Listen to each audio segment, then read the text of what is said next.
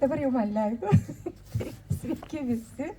Iš tikrųjų labai smagu matyti jaukiai susirinkusius, va čia dvarvietėje, pasaulio puoduose, tai jaučiamės pasaulio centre. Ir iš tiesų Aritmijos festivalyje turim tokią tikrai neeilinę galimybę artimiau pabendrauti su Jurga Dapkevičiene, psichologė, psichoterapeutė, daugiau nei 20 metų dirbančią terapinį darbą. Tai ir individualios konsultacijos, ir grupinės terapijos, seminarai, mokymai. Jurga vedė savo profesionalų tinklaraštį Psichologė Jurga. Turi Facebooko puslapį. Net ten yra 10 000 sekėjų. Tikrai labai daug. Esi viena iš Bernardinai LT autorių. Dabar esi pakviesta rašyti į žurnalą Kelionės. Knyga pasirodė Pabaigų menas, pasirodė šiemet. Ir knyga balandžio mėnesį buvo tarp skaitomiausių 50-tuko, top 45. Ir tu sakei, net 5. vietą buvo užėmusi tarp negrožinės literatūros knygų. Tai tikrai toks geras ir skaitytojų vertinimas. Liepos 14 dienos Facebooko įraše kaip tik kvieti į šį susitikimą, mūsų susitikimą, teigdama, kad knyga Pabaigų menas gyvena savo gyvenimą. Joje paprastai, išsamei ir jautriai aptari gyvenimiškas situacijas ir aplinkybės, kai pabaigos yra tiesiog neišvengiamos. Tenka nutraukti santykius, išeiti iš sunkių ir kankinančių būsenų, išsiskirti, palaidoti, užkirsti kelią žalingiems įpročiams ir destruktyviam elgesiui. Nutraukti, išeiti, išsiskirti, palaidoti, atsisveikinti. Tai yra tie sinonimai pabaigų. Ir pateiki praktinių patarimų, meditacinių tekstų, kurie padės giliau pažinti save, atrasti stiprybės šaltinius, kūrybiškus problemų sprendimus.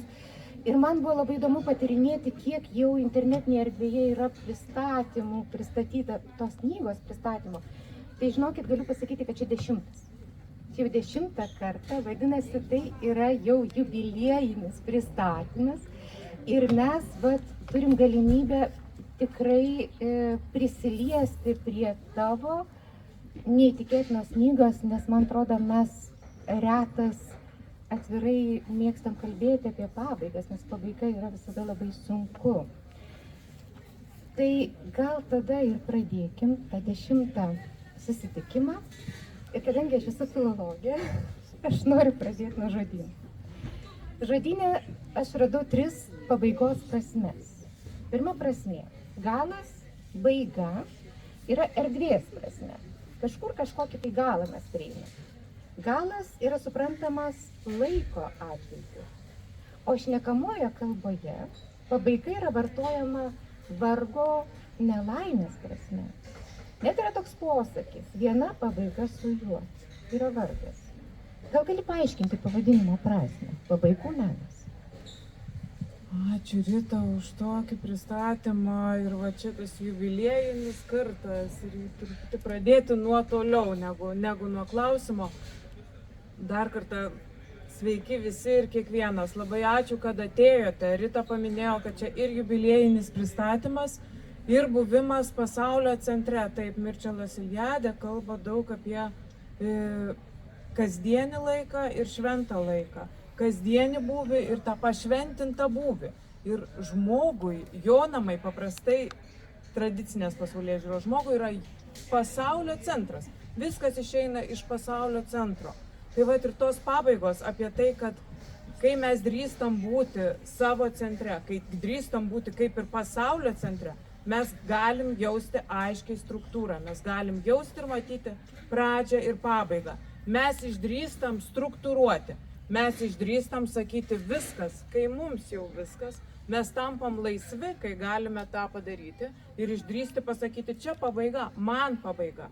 Nepriklausomai nuo to, nepriklausomai ar man leidžia, nepriklausomai nuo to, ar kiti jau baigia. Taip pat atsisakydami pagundos nuolat kabintis į tą patį.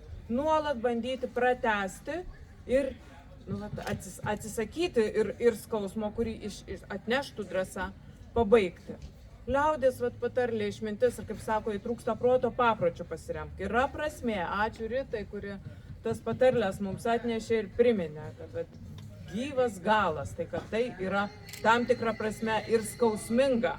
Bet ta drąsa mums yra labai reikalinga, kad viskas nesitęstų amžinai ir kad mūsų gyvenime nebūtų bardako, kad mūsų psichikoje nebūtų bardako, kad mes išdrįstume pradėti, kas yra labai svarbu, bet nebijotume ir pabaigti. Deja, pabaigos kartais tiek baugina, kad žmonės net nedrįsta pradėti. Nes ateis pabaiga, turės būti kažkoks derlius, turės būti rezultatas ir tada nedrįstu sakyti, viskas pabaiga, aš čia baigiau.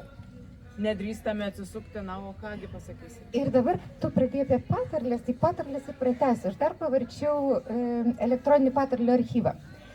Tai kas įdomiausia, tavo knygoje viršelyje yra cituojama mums visiems labai gerai žinoma patarlė, gera pradžia pusė darbo. Tai byloja liaudės išmintis. Bet išmintis byloja, atkreipkim dėmesį, negirk pradžios, girk pabaigą. Dievas nežiūri pradžios, ale pabaigos geros. Gera pradžia dar ne pabaiga. Pabaiga gerą darbą vainikuoja. Ką apie tai galvoji? Ar tu tiesiog nesąmoningai pataikai į išmintį, kurią mes pamirštam? Tai turbūt ta išmintis kiekviename iš mūsų jį gyva, bet jos kartais iki jos reikia nusileisti per visą tą paviršių ir išdrįsti eiti, nebijant savo klaidų ir žiūrint tos pabaigos. Pačiam užbaigiant, pačiam pasidarant išvadą, pačiam turint rezultatą. Kad nebūtume vien tuo, kas mums nutiko, bet kad taptume tuo, kokias išvadas iš to pasidarėme, kokias pamokas išmokome, ką galime perduoti toliau. Ir savo įsidėti kraitę kaip rezultatą. Tai turbūt apie pabaigas baigėme kalbėti apie prasmę pabaigos, ar ne? Apie tai dar čia nesibaigiantis pokalbis. O dabar eikime prie kito žodžio – menas. Žodynas pateikia dvi reikšmės. Tai yra kūrybinis tikrovės perteikimas vaizdais. Ir antra reikšmė, kuri itin svarbi kiekvienam asmeniškai, yra meistriškas mokėjimas. Kalbant apie pirmąją reikšmę, iš tikrųjų knyga yra įdomi tuo, kad joje labai daug aliuzijų į literatūrą, filmą, dailę, teatrą, fotografiją, ką tik nori šalia įvairių gyvenimiškų situacijų. Ir kita reikšmė tai yra orientacija į žmogų, kaip meistriškai pabrėžia užbaigti tai, kas buvo sėkmingai ar nesėkmingai pradėta. Tai kodėl pasirinkai, iš tikrųjų, paaiškink, kodėl meną ir pasirinkai? Išplėstai paaiškinai ir atvėrė, mes kartais meną siejam tik su kūrybiškumu iš didžiosios raidės. Meno objektų kūrimas, kažko ypatingo, išskirtinio darimas ir to kasdienio kūrybiškumo nepastebim, juo nesidžiaugiam. Tais kūrybiniais aktais, kur nuo ryto atsikeliam ir tai, kaip mes apsirengiam, tai jau gali būti kūrybinis aktas. Jei mes tame sąmoningai, jei mes tame renkamės, jei mes tame laisvi, leidžiame savo sąmoningai būti. Mes verdam kavą taip, kaip mes verdam, taip, kaip mes darome tuos judesius. Kasdienybės, kūrybiškumas, drąsa tame būti. Tai yra apie laisvę, tai yra apie malonumą turbūt. Ir tos pabaigos, kai mes tame kūrybiški, kai mes atsirenkame, kai mes patys nusprendžiame, kai mes žiūrime giliai, nepasiliekam vien tik tai fakto lygmenį, bet išgyvenam pilnatvę, įjungiam pojūčius, įjungiam jausmus, pridedam mintis, pasižiūrim į gilesnį lygmenį, apie ką tas gilesnis lygmuo. Jungas daug kalba apie aktyvios vaizduotės svarbą, apie amplifikacijų svarbą. Amplifikacija tai yra, kai mes pasižiūrim ne vien į tai, ką mes patyrėme, bet ir atsisukame į literatūrą, į kiną, į viską aplinkui ir žiūrime plačiau, giliau. O su kokia literatūros knygos vieta siejasi mano gyvenimo patirtis? Kur pasakos herojus patyrė kažką panašaus ar tą patį, ką aš patiriu? Kas tai bebūtų? Kai mes leidžiamės giliau, mes save išreiškiam pilniau. Žmogus kurdamas, taip, jisai yra labai laimingas. Tai tas kasdienybės kūrybiškumas, kai mes neliekame paviršių, kai mes neliekame fakto rėmuose, to, kas su mumis įvyko. Bet drįstame būti tuo, ko tampame. Man iškliuvo žodis malonumas. Sutikim, kad pabaiga ne visada yra malonus dalykas. Malonumas, tas malonumas, malonumai būna skirtingi Ir va tas malonumas, nemalonumas, kartais žmogus labai prisiriša prie komforto ir nori kiauro komforto, labai vengia, labai numato visas situacijas, kuris potencialiai galėtų patirti diskomfortiškus dalykus, tai kas skausminga. Tada jis gali tapti įtin save saugantis ir vaikščioti kaip su šarvais. Taip tikrai šarvai labai apsaugo, tikėtina, kad aštrus diskomfortas tavęs neištiks. Bet kad vien judėti, taip jau bus sunku. Ir nuolat gynybiška pozicija. Uždarumas ir prisirišimas prie komforto sukelia labai daug diskomforto, nes nuolat turi kažko vengti, nuolat turi apie kažką galvoti, kažką numatyti. Ir dar nebūtinai taip nutinka. Kartais mes nuskubam būti labai protingi ir itin protingi žmonės, kartais prote racionaliai gyvenantys žmonės, labai prisiriša ir arba vaikai, kurie išmoko, kad už klaidas būsi nubaustas. Tai būna, kad, čia klientė pasakojo, kad aš skaitydavau panelę žurnalą ir savo įsidėmėdavau, kaip daryti, kaip nedaryti. Ir čia tu susigadinsi gyvenimą, ir čia tu susigadinsi gyvenimą, ir čia tu susigadinsi gyvenimą, o čia irgi gali jį susigadinti. Ir tada neleidžiu savo jo gyventi, neleidžiu savo jo patirti. Ir gyvenu teoriškai, labai teoriškai. Tada gal eikim iš karto prie klausimo apie baimę ir klaidą, ar ne? Kiek baimė ir klaida yra susijusi su pabaiga, kur jų sąsajas yra? Kartais ir vat apie tą, žinai, kad baigėsi, žmonės paprastai labai bijo klaidų. Dažnai katastrofizuoja klaidas. Kartais ta baimė tiek nesąmoninga, kad toliau nenueinama. Vat atrodo, kad jeigu taip nutiks, tai bus katastrofa. Pasižiūrėti, išdrįsti pasižiūrėti, o kaipgi bus, o kągi piešia vaizduotė ir taip pat atverti savo kitą perspektyvą, ją gyventi, o kaipgi norėtum, kad būtų. Neužsidaryti tam katastrofizuojančiam scenarijui, išdrįsti jį peržengti, išdrįsti atidžiau į jį pasižiūrėti, galėtų būti užduotis. Ir dabar aš irgi duosiu užduotį, nes manau, kad mes labai abstrakčiai kalbam, labai filosofuojam, aišku, čia mes galėtumėm tą daryti ir daryti, ypač taip filosofiškai spalviškai apsirengusios. Bet parašei knygą, kai 20 metų patirtis sukaupiai. Tai kodėl būtent dabar, praėjus 20 metų, iškilo poreikis rašyti knygai ir ne bet kokiai, o pabaigų knygai? Poreikis, man atrodo, mes lietuviai esam labai reflektuojantys žmonės ir kažkur giliai viduj tas knygas turbūt rašome, ar jos gimsta į leidinį, į tai, kas jau yra iš puslapio, tai įvairiai turbūt ten nutinka ir kada dar gims, nieks nežino, bet tas polinkis į refleksiją, polinkis į apmąstymą ir troškimas galų gale išbūti pilniau, tai čia ir žmogui bendrai duotas, o lietuviai tai turbūt ypač ir ta antra gyvenimo pusė vis tiek prasideda refleksija, gilesnė refleksija. Atsiranda ir turbūt ir paskatinimų, bet mes vieni kitus skatinam. Jeigu Lietuvoje susirenka ten, nežinau, 10 žmonių, kurie yra per 40, tai kokie nors 5-6 bus arba parašę, išleidę, arba neišleidę dar, arba norės išleisti, arba turės planuose, arba turės sąsiuviniuose. Tai refleksija. Man atrodo, mes dabar jau ir skaitom, tik pažįstam knygas, jau taip atsirenkam, nes ne kiekvienas nori rašyti. Tik islandai, sako, mus ten dar perspjauna, bet vejame stipriai ir gal tik žemų gilumo pritrūksta, bet tie orai, jeigu jie bus lietingi, tai turbūt. Gerai, toliau užduotis gilėja. Laidoje Stilius prisipažįsti, kad asmeninė patirtis ir klientų istorijos padėjo suprasti. Išgyventa pabaiga suteikia progą naujai pradžiai. Kiek tavo asmeninės patirtis padėjo rašyti knygą?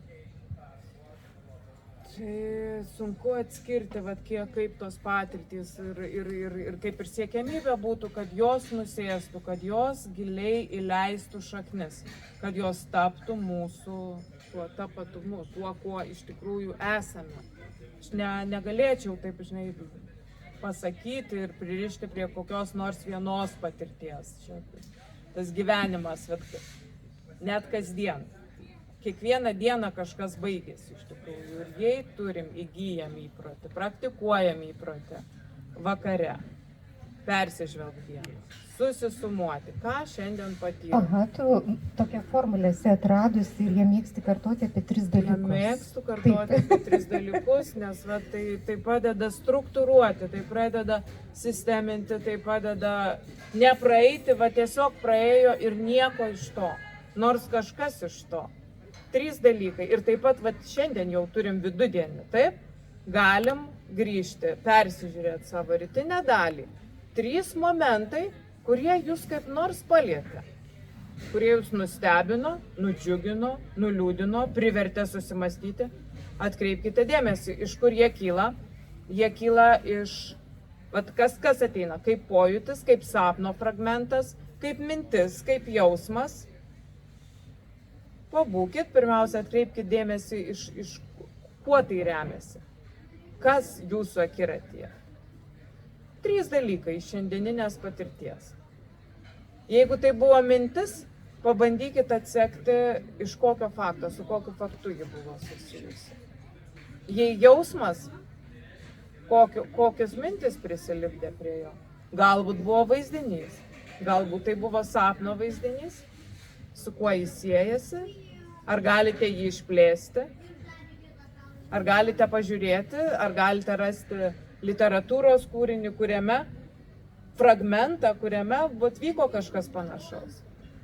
Ta praktika, kasdieninė praktika, kur mes patirtį prilipdome, jos pilnatvę, kad tai nebūtų tik tai faktas, kad tai nebūtų tik tai vienas kuris nors jausmas, kad tai būtų gijos, kad tai būtų gausa. Mintis, taip? Bet ar čia ne per sunki tokia užduotis kiekvieną dieną va taip apmastyti? Sunkiai, kaip pažiūrėsi, turbūt tą praktiką, ir valytis dantis irgi gali būti labai, labai sunku ir labai varginantis reikalas. Truputėlį skirtingi dalykai. Įpročio reikalas, bet gali ir nemastyti, gali leisti tiesiog dalykam kilti ir būti. Grįžtant prie to, kad tu sakai, kad lietuviai reflektuojanti tauta, tai turbūt mes turėtume prasti tą daryti, ne? Man atrodo, mums tai labai natūralu, mes tą sąmoningai, nesąmoningai vis tiek darome. Tai čia galbūt tas dėmesio laikymas, fokusavimas, jisai galbūt yra nelengvas, bet ta refleksija turbūt į vienaip ar kitaip vyksta. Mes kartais net nepastebim, kaip katiliukas verda ir kartais tik pagauname, kad, nerimas kamuoja, ar esu prislėgtas, arba iš viso tas į tokį apibendrinimą, kad man blogai. Bet apie tai, kas blogai, konkrečiai. Ir peržiūrėt vėl, iš kur tas blogumas, kiek su kūnu blogumo, kiek su jausmais, kiek su pojūčiais, kiek su mintim, iš kur tas blogumas kyla. Kuo daugiau apie jį pažiūrėti, sužinoti, taip sakant. Mes kartais norim, kad kiti apie jį žinotų, kiti gali mums padėti tyrinėti tą mūsų blogumą. Dabar apžvelkim pačios knygos struktūrą, taip galvojau, kad galima ir plačiai apie tai kalbėti, bet man atrodo, kas įsigysite knygą, tai praktiškai jūs gausite tikrai labai neblogą vadovėlį, tokia gyvenimo pilnatvė atrasti. Knygą sudaro 4 dalys.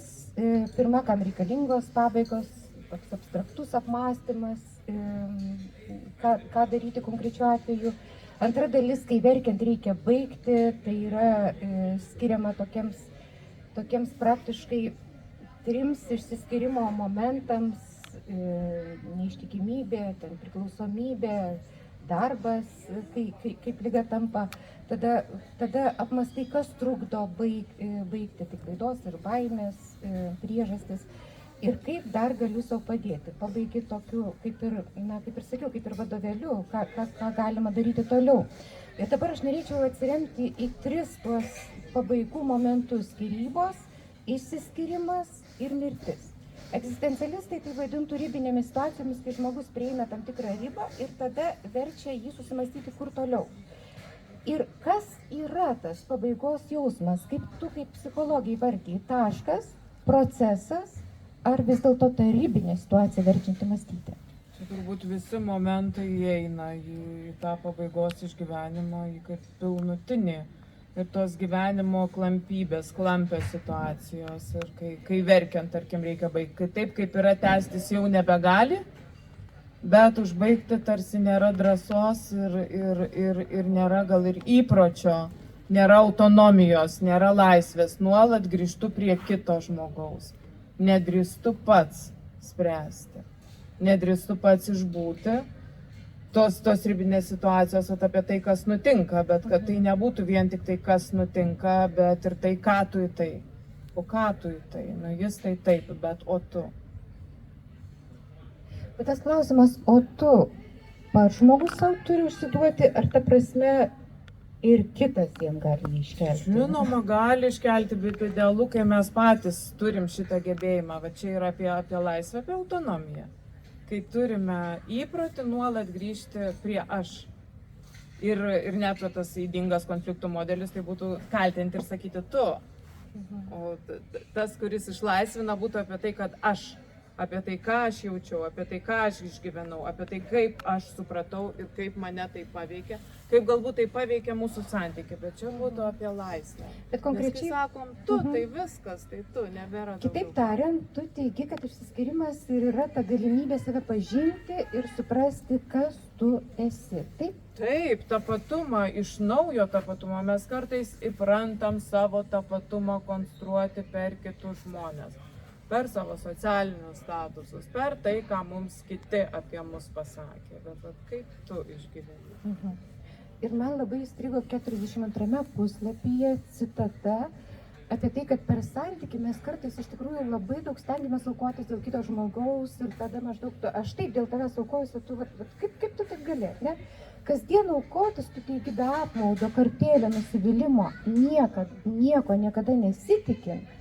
Dieviškosios meilės privilegija.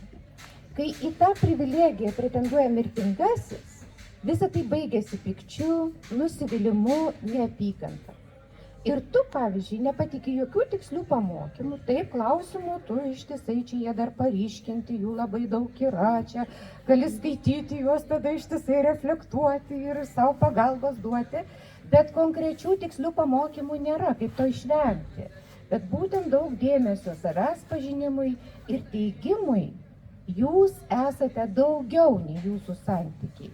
Ir tada toliau skaitant 58 puslapyje, tu siūlai perspektyvos kūrimą apie save po 5 metų ir apie perspektyvą apie save prieš 5, tarkim, metus, kai buvo santykių pradžia. Ar galėtum pakomentuoti plačiau būtent šitą situaciją?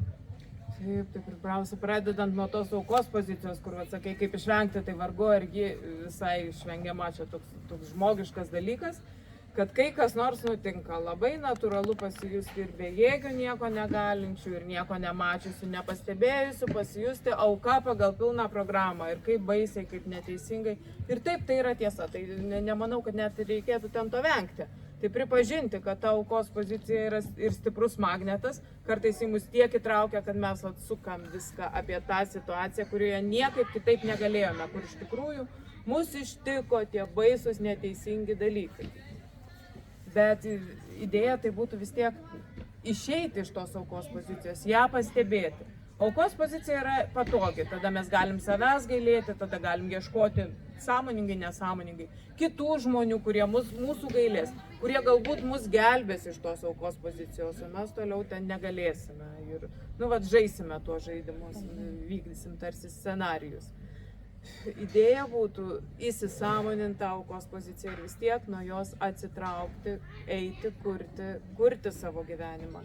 Ir neduoti daugiau negu tu, kai duodi su idėja, kad atiduos, kad gražins kažkokiu būdu ir kad tavo auka, jeigu tu kažką ir aukoji, kažką darai kitaip, negu tau būtų pačiam patogu, dėl kito darai. Bet jeigu kažko tikėsi, tai sąžininga būtų susitarti, ne? Ir tada kaip ir mainai. Bet per auką gyvenimas ir tai, ką tu darai, turėtų tik pabrangti tau pačiam. Jeigu per tai nuvertėja, jeigu tu išgyveni kančią didžiulę, kad aš jam daviau, o jis šitai, tai reiškia, davei tikrai per daug, negu norėjai duoti pats iš savęs. Kodėl tą padarei? Turbūt turėjai savo sumetimų. Ir vėl nenorėjai būti autonomiškas, nenorėjai būti laisvėje, norėjai būti kažkokioj interakcijai, kuri padėtų išsilaikyti tau gyvenimo paviršių. Ir kalbant apie aukas, kad būtent ta meilė be išlygų yra dieviškoji privilegija, Žmogaus gyvenime, aš manau, įmanoma, žinai, bet čia tik tai blyksniai. Taip, blyksniai. be abejo. Blyksniai, kai mes nuolat reikalaujam iš kitų, arba apie save galvojam taip idealiai, kad, vat, na, aš myliu be jokios. Knygoje labai stipriai justi krikščioniško linija, ar ne? Bet tu remiesi ir į rytų išmintį. Tai aš čia noriu net pacituoti, man tai iš tikrųjų tas skirelyje, nes yra dalis ir va tokia va yra skireliai, greitoji pagalba savo, pasvarstykime, tai tarkim, kur rašai pasvarstykime, tai tu pasiūlai tarsi atsiversti kokią papildomą knygą, pažvelgti į gamtą, pažvelgti, tarkim, vienoje vietoje siūlai pastebėti nors kartą išskriedančias gerves ir pamatyti tą chaoso situaciją, kaip paukščiai suvaldo ir tada siūlai vertinti chaosą. Kalbi apie... Lėti ir matyti kaip galimybę kurti, galimybę struktūrai. Na, Dievas ne iš nieko kūrė, iš chaoso. Ir man labai įdomi yra papasakota Budos pagalba ir drąsa aukoti. Aš truputėlį paskaitysiu. Keliaudamas su mokiniais, Buda pamatė valstietį, bandantį ištraukti į duobę įkritusį jautį. Buda linktelėjo mokiniams ir jie supuolė padėjo ištraukti gyvulį. Keliaudami toliau, jie priėjo kitą valstietį, kuris verkdamas sėdėjo šalia duobės, į kurią irgi buvo įkritęs jautis. Buda praėjo pro šalį, tarsi jo nepastebėjęs. Mokiniai nustebo. Mokytojau, kodėl tu jam nepadėjai? Ar turėjau padėti verkti? Atsakė Mišvydas. Tai turbūt iliustruoja va tą aukos poziciją ir kaip kartais norim būti išgelbėti, tapatindamiesi su kūdikio pozicija, kur galiu tik tai verkti ir rodyti, kaip man blogai.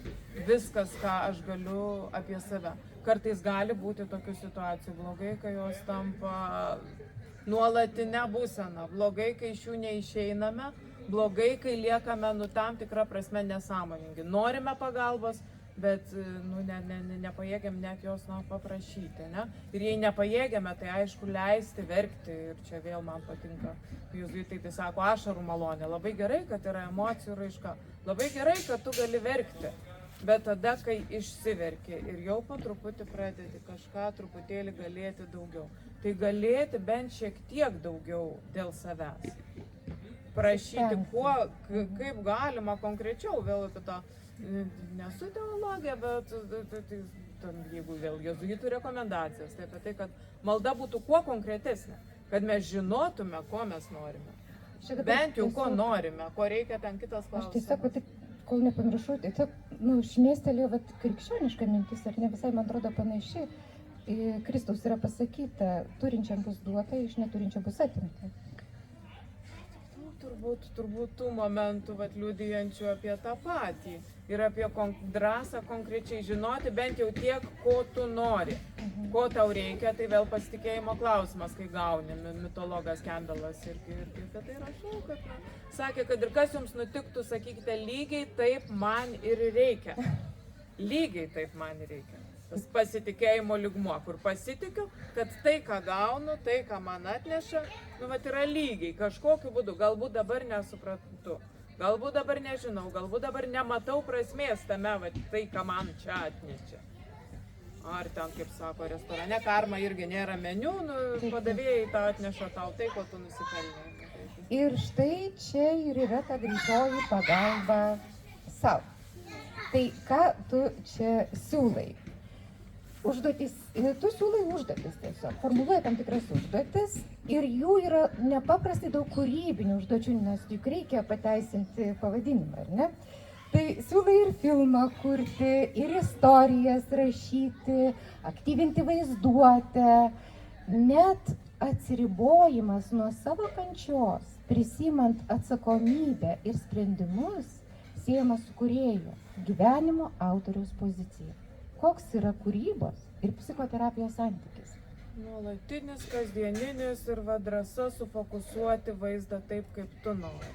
Mes fotografai filmuojam, fokusuojam vaizdą, ką mes išdidinsim, kur mes nukreipsim pirmiausia, o paskui ką išdidinsim, kas bus centre ar kas bus ryškiausiai nušviesta. Čia tas kūrybos aktas, kasdienybės kūrybos aktas. Ir sakyčiau, kad kai įtraukiam į savo gyvenimą daugiau, kai įtraukiam tai, ką sukūrė kiti žmonės, pasižiūrim plačiau, turim tą perspektyvą. Ir ateičiai, ir taip pat tą, žinai, pamatymą ir nebesam jau tokie vieniši, kai pasižiūrim plačiau, pasidairom. Mes galim rasti, kaip per tūkstantmečių žmonės kentėjo apie panašią temą, kurioje aš dabar esu, kurioje aš dabar kenčiu ir galbūt jaučiuosi labai vienišas.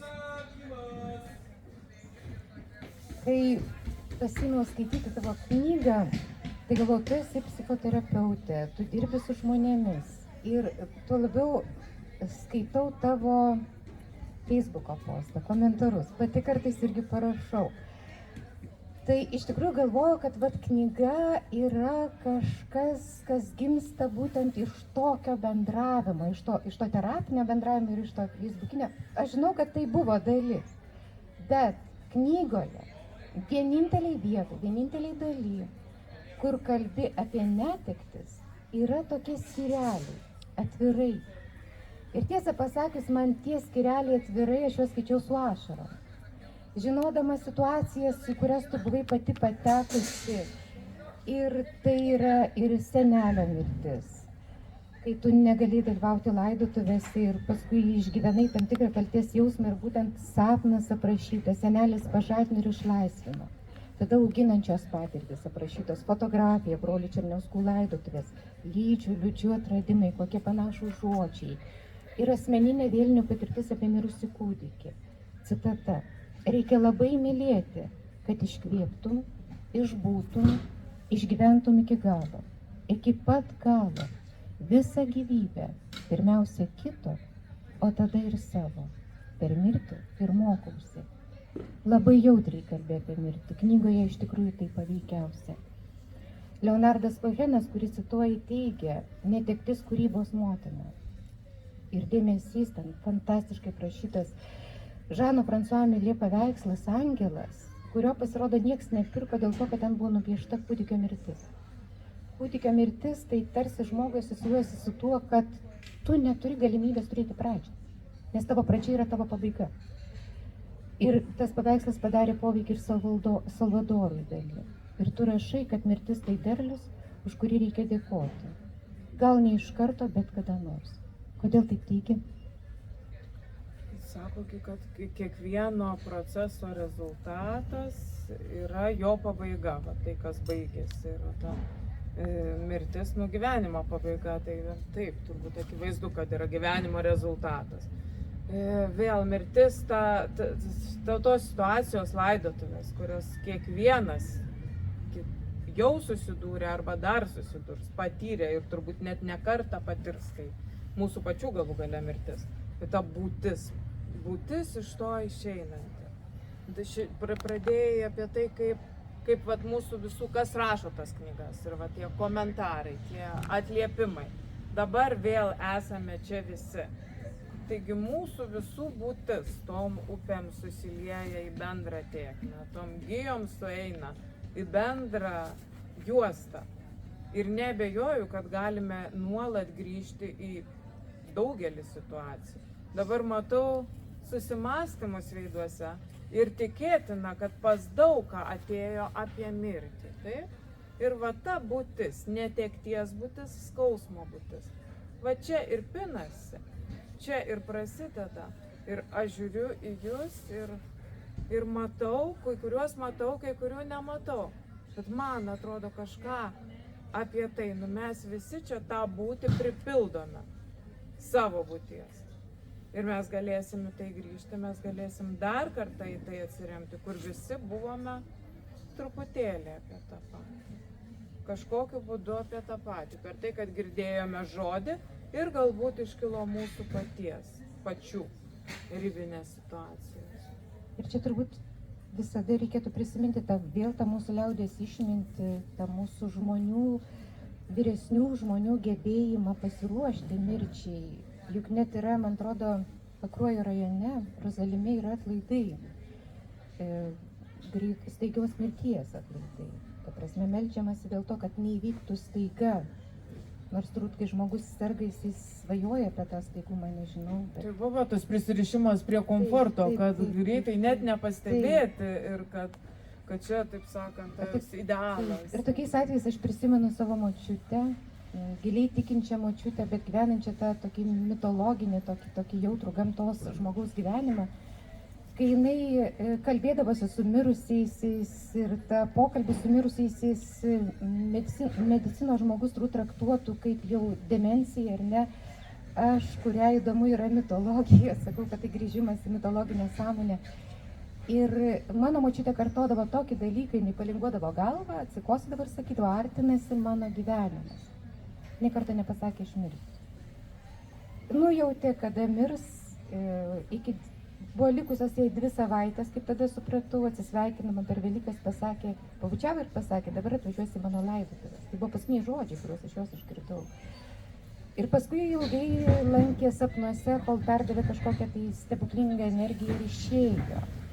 Tai labai gera, kai mes turim va tokias patirtis, kai turim šalia žmonės, kuriuos prisimindami turbūt paskui lengviau ir išgyvenam tai, su kuo tenka susidurti. Ačiū už liudijimą apie tokius stiprius dalykus, kur drįstame būti paprasti, drįstame būti gyvenimo tikroviai ir kalbėti apie tai, išbūti, tai padėti kitam, netgi čia močiutė tarsi ruošia, jinai sako, lyg savo sako, bet iš tikrųjų tai jums sako ir kiek dėl savęs, o kiek dėl jūsų. Ir kiek tai yra ruošia mus, padeda mums. Kita vertus labai sveika pagalvoti, mes kartais pergyvenam dėl daugybės dalykų. Ir apie tą gyvenimo laikinumą pamirštam, neįsisąmoninam. Neįsisąmoninam tai, ką turime, esam nepatenkinti, bet tai yra visada daug daugiau negu nieko. Ir kad gali nebūti nieko, ne? Žinai, kas dar labai patiko, aš dabar pagalvoju, kad knygoje nėra tos skyrelio, bet netekties, bet ta prasme, ta netektis kažkaip yra įpinta į pabaigą. Taip, labai gražiai sudėliota, toksai pasąmoninis, ko gero, toks sprendimas atėjęs, ar ne? Giedrė Čiužaitė laidoje Čia ir dabar, kalbėdama su tavim, teigia, kai patiriame netektį, klausimas kodėl, niekur neveda. Tai yra tu teigi. Tai Giedrė Čiužaitė išprovokuoja tokį teiginį. Kodėl? Būtent klausimas, kodėl niekur neveda.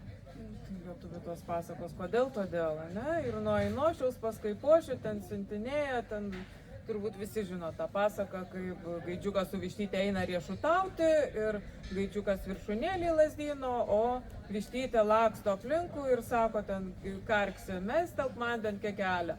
Gaidžiukas kaip metė kekelę, išmušė vištytėje kelią, vištytė parbėga namo, skundžiasi bobutei, kaip jei gaidžiukas akytės išmušė, bobutė bėga pas gaidžiuką ir sako, gaidžiuk, kodėl tu vištytė akytės išmušė. Gaidžiukas sako, kodėl man lazdynas kelnytės perplėšė. Lazdynė, kodėl tu gaidžiukui kelnytės perplėšė. O kodėl mane ožka pagraužė, ožka, kodėl tu lazdyną pagraužė, o kodėl manęs piemuo neganė. Ir tas kodėl, todėl užsuka begalinę grandinę. Kartais tai gali būti labai patogu, malonu ir tu išsivaduoji iš vienatvės. Yra daug tų kaltųjų, daug tų, kuriuos galėtum kaltinti ir tarsi vėl vaduojasi, esi paviršiui, nepriėmė, įvyko tai, kas įvyko. Jau įvyko baisus dalykas, jau vištytė be akyčių. Kaip jai dabar padėti, ką su tuo daryti, ko galbūt iš ko paprašyti, čia jau kita, žinai, tas kodėl, todėl gali visai ir padėti, gali prašyti kompensacijos, pradedant gaidžiuko ten ir ten vilkas, bet vilkas ką padaro, jūs, kas žinot tą istoriją, žinot, kas ne, tai prieinama iki vilko, kad vilkas ten, ką jis tai padarė. Taip, kiaulė sako, kad o kodėl vilkas mano paršelį surijo ir vilkas atbėgęs, tveria paskutinį tą paršelį ir viskas, amen. Baigėsi dar didesnė destrukcija, nes kodėl klausinėjimas. Ir tai labai dažna, kad tada vėl kalti, visi kalti ir ateina ar keršto motyvas, ar dar tolimesnis ten vienas kito kaltinimas, o aktuali situacija pamirštama tarsi ir netgi lieka už kadro. Tai o kokia dabar problema, ne? tai vištytė beveik. Kodėl dangus griūva, tarkim, ar ne? Lygiai tas pats. Tai Kas kaltas dėl dangaus griūvimo, gal čia tik tai fantazija yra, gal niekas čia griūva. Maža tikimybė, kad fantazija kažkam iš tikrųjų ten nugriuvo dangus ir kažkas tai vis tik tai įvyko. Ir tą pripažinti, žiūrėti su pagarba į savo patirtį. Ir pirmiausia, į savo paties patirtį. Tai, ką tu pajutai, tai, ką tu pagalvojai, yra labai svarbu. Iš kur tai kilo, kokia tai šaknis, turbūt būtų labai plokščia matyti vien tik tą konkretų faktą. Nu, kad nukrito ant padėti. Turbūt reikia prisiminti, kad ir pasaulis, ir žemė yra apvali, ne, iš tiesų, tada irgi lengviau yra ir tu esi pasaulio centre, aišku, tavo. Pasaulio centre, būti pasaulio centre. Tarp kitko, čia ir yra bėda žmogaus, modernaus žmogaus, kuris iškelia save į pasaulio centrą. Nes kas yra pasaulio centras? Jeigu aš esu centre, aš miriau, tragedija yra miršta pasaulis, ar ne? Jeigu tu esi pasaulio dalis, ne centre, bet apskritime esi, bet kuriame taške, tavo pabaiga yra kito galimybė ateiti. Taip ir yra sakoma, ar ne? Vienam ateinant, kitam pareinant. Galima ir šitaip, tai turbūt tie pasakojimai, kiekvienas savo giminiai turbūt turit istorijų, kaip kažkam mirštant kažkas gimė ir kažkas prasidėjo. Ta pati Giedrė Čiužaitė laidoje, ten vykusi apie Putino knygą ir iš tikrųjų kiekvienas, kas pasimsta skaityti, atrasite savo apibūdinimą. Tai knyga apie tai, kad esi mirtingas, teigia Giedrė. Man asmeniškai tai knyga apie tai, kad žmogaus galimybės yra beribės, svarbiausia girdėti save, tada galėsi girdėti ir kitą ir susigrąžinti patirties pilnatvę. Ką tu apie tai manai? Aš sakau, kad tai yra puikus vadovėlis, kaip patirti pilnatvę iš naujo. Ačiū, kad taip išskaitai ir labai džiaugiuosi, kad buvo taip išgirsta. Apie tos beribės, taip, turbūt vaizduotėj potencialiai mes beribiai, apmąstydami mes beribiai, realiai tai turbūt labai riboti ir tai irgi yra ta realybė, tikrovė.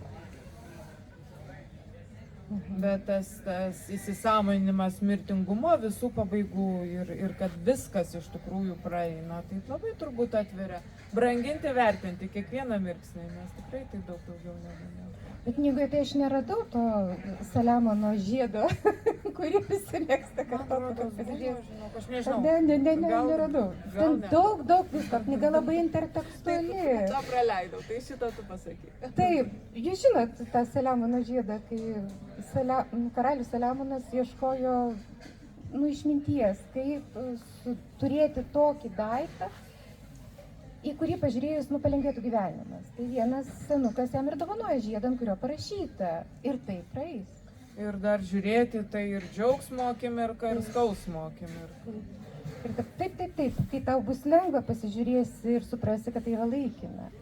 Kai tau bus sunku, vertinsi, gal labiau mylėsi, gal susikvėpsi labiau mylėti. Bus lengviau ateity. Ir čia, aišku, čia galime grįžti prie to paties barokinės minties, kas ir Dievui sako lygiai tą patį, nes viskas likimas sukasi ratu, tu vieną kartą esi aukštai, kitą kartą būsi žemai ir tą reikia tik taip nepamiršti ir stoiškai žiūrėti į gyvenimą.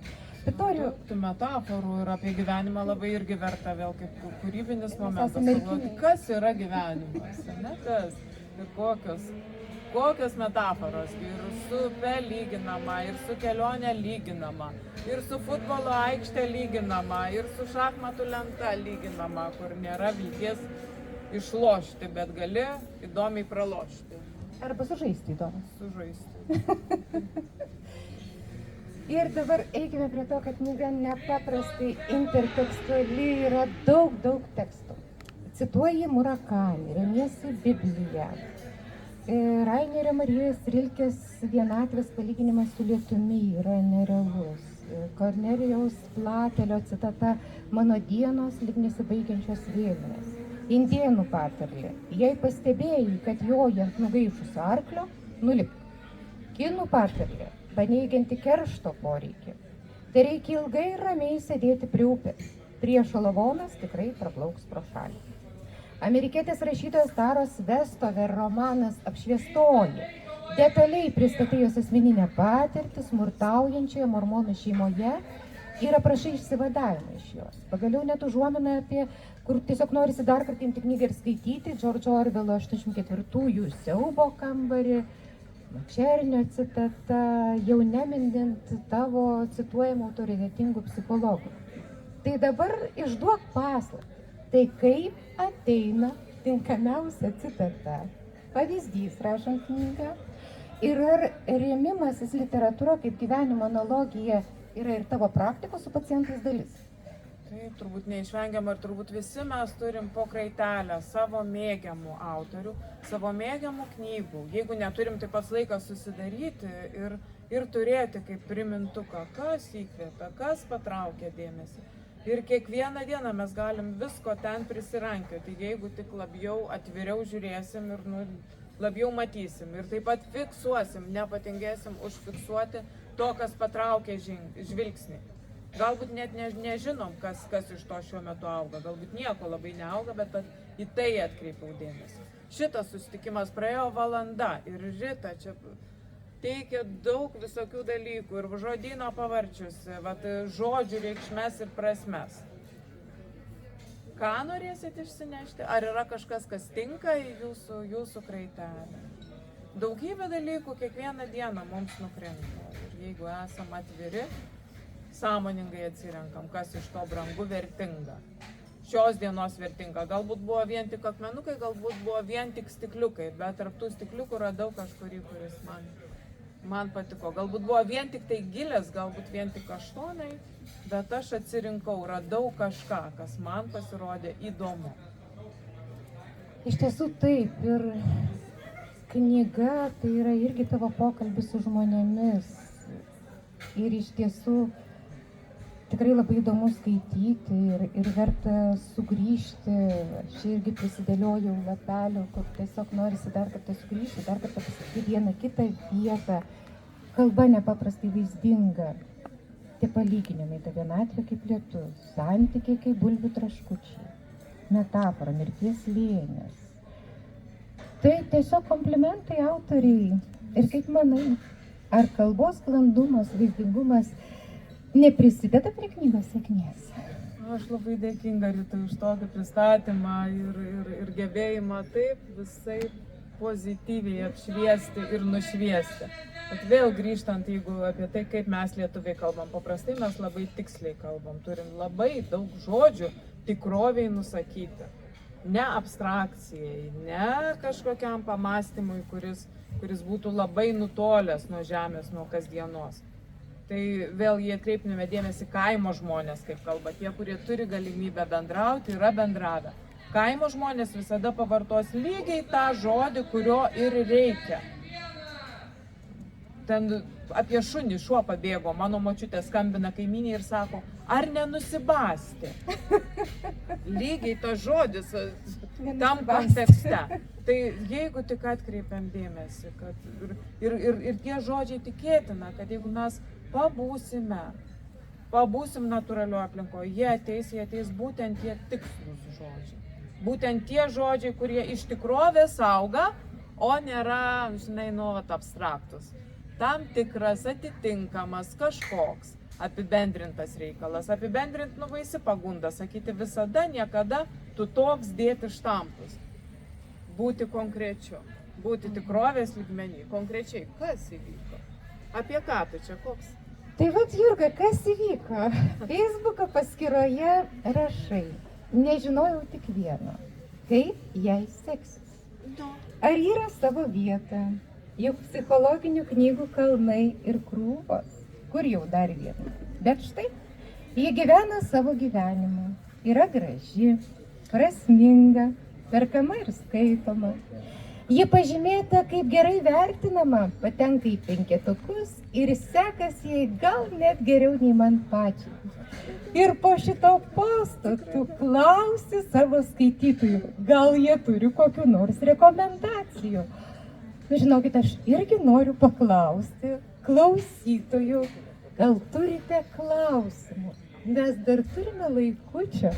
Ir klausimų galima užduoti. Aišku, paskui prieisite, pabendrausite su autoriu, individualiai, įsigysite galbūt ir knygą. Tai gal šalia šūkaliojimo galima klausimą išgirsti. Dar prieš klausimus vis tiek dar aš norėčiau padėkoti visiems ir kiekvienam atėjusiam. Visiems ir kiekvienam išbuvusiam šią valandą, nes mūsų čia sunku pasakyti kiek, bet... Ir dar girdinčių mus. O dar girdinčių mus, tai vis tiek apie, tarkim, netgi jeigu, 20, tarkim, ne, tai kiek girdės. Kiek paskaičiuoti 20 valandų, tai, para, tai siaubas, tai tiek aš to dėmesio čia gavau ir akivaizdu, kad knygai sekasi ir per ją, ir man sekasi, nes per knygą buvau pakviesta. Galėjau būti su jumis, galėjom susitikti, galėjom kalbėtis. Per knygą, taip sakant, buvau nušviesta kuo palankiausiai ir papuošta kuo gražiausiai. Tai aišku, dėkingumas begalinis. Tuos klausimus, jeigu norisi viešai, taip ir viešai galima klausti. Jeigu norisi asmeniškai, tai turėsim laiko ir turbūt dar bus ir renginių, kuriuose susitiksim, kuriuose būsim. Ir dabar prieš visiškos pabaigos pabaigą aš negaliu neužsiminti apie man asmeniškai pačioje pabaigoje interpretuojamą sakmę Sužeistas vėjas.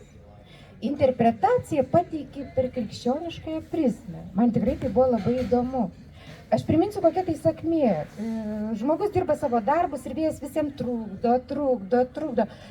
Ir galiausiai jisai šveičia peilį taip ir paskui išeina jisai ten į mišką, ar ne? Ir suranda žmogų sužeistų veidų. Jis nežino, kad čia vėjas. Tada jis ten pasiskundžia ir jam duoda papūsti į dūdelę. Sako, tik tą dūdelę papūsti ir ta prasme, kad jis keliauti. Grįžta namo ir viskas sugriauta. Namai sugriauti, nieko nebėra. Kas tai yra? Sunku pasakyti, kas tai yra, bet kiekvienas klausykim turbūt vėjo savį ir atsižvelkim į jo pūtimą. Kartais užsiciklinam, kartais keliam savo tikslus, uždavinius, įsivaizduojam, kad tai, ko norim, labai gerai žinoti, ko norim. Bet kartais labai suliejam su tuo, kad to mums ir reikia. Mūsų tikslai, mūsų uždaviniai. Nežiūrim, kurgi tas vėjas, kurgi jis mus neša, kągi jis mums siūlo. Užsimojam prieš vėją, turim ten to ryžto, žūtbūt, taip sakant, ir ką daro vėjas, pučia viską kaip to. Kitaip tariant, tu sakai, intuicija tai yra vėjas viduje, padedantis susirientuoti, atrasti savo judėjimo kryptį. Tik jums prasminga, nors išoriškai keista, nerimta veikla, veiksmą. Man atrodo, čia yra aritmijos idėja. Nes prasmingai tam, kuris daro aritmiją. Bet intuityviai reikalinga. Labai gražiai įpynė ir jūsų vėjas jūs šiandien čia atnešęs. Aš jam esu labai dėkinga. Ačiū, kad jį išgirdot, išklausėt, atsižvelgėt, atėjot. Ir reklama. Knyga tai nuostabi dovana. Ne tik tam, kuris gauna, bet ir tam, kuris dovanoja. Juk tai intencija eiti į santykį, būti ryšyje, duoti, suteikti, dalintis, išreikšti save. Knyga didelė dovana pačiam autoriui. Būti knygos autorium. Įsigykite ir skaitykite jos visi. Ačiū. Ačiū.